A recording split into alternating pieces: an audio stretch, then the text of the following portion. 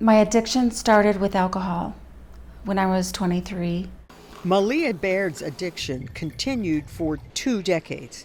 I was actually on my way to an alcohol class that was mandated, and I decided that I would stop at the liquor store and get ready for that meeting.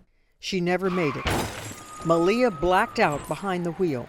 By the time I woke up, I had had 4 or 5 major surgeries. Basically, everything below her waist was broken, the pain overwhelming, and she was addicted to narcotics. Neurosurgeon Giancarlo Baralet at Presbyterian St. Luke's Medical Center in Denver introduced a neurostimulator to relieve Malia's pain. He placed electrodes between Malia's spinal cord and vertebra.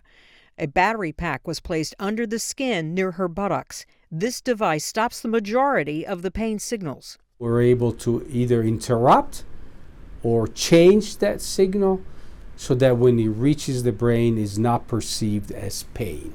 The electrodes are controlled by a remote control that patients manage.